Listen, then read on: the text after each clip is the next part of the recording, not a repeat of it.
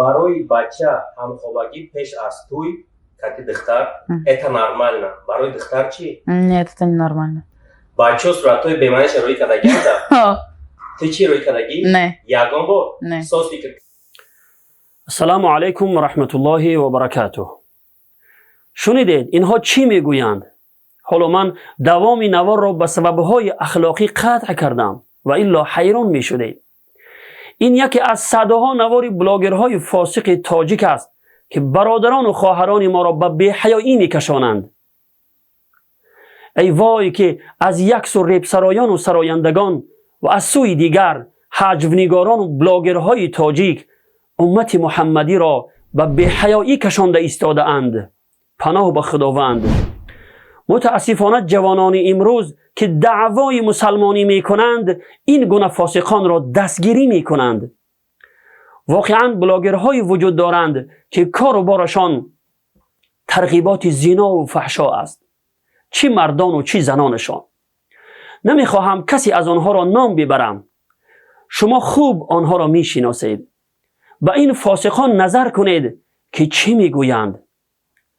این سوال و جواب هایی که این بلاگرهای فاسق می کنند سراسر همه ترغیبات زنا و فحشا می باشد. ای جوان مردان مسلمان، مگر پیش از زنگیری با دختر همخوابگی کردن نرمال نه هست؟ این سخن چی معنی دارد؟ مگر این ترغیبات زنا نیست؟ نورسانی که چنین سخنان را می شنوند چی فکر می کنند؟ زنا یکی از گناهان هلاک‌آور است که جامعه را به تباهی و بربادی می کشاند و عاقبت آن خیلی خطرناک است. خطاب من به چنین بلاگران فاسق است، چی مردان و چی زنانشان.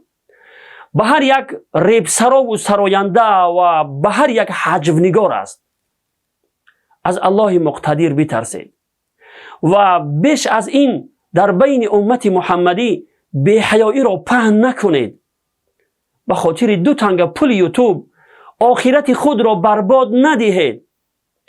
من شما را به عذاب دردناک از جانب الله مقتدر می ترسانم که دیر یا زود شما را دامنگیر می شود.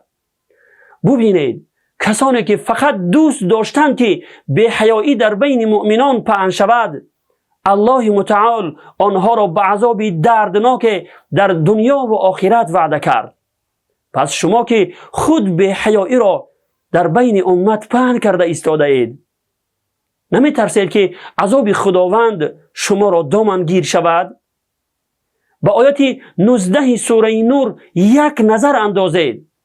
خوب فکر کنید و پیش از نزول عذاب خداوندی توبه کرده به سوی الله بازگردید، ورنه انتظار عذاب الله باشید که دیر یا زود شما را دامنگیر می شود. السلام علیکم و رحمت الله و برکاته.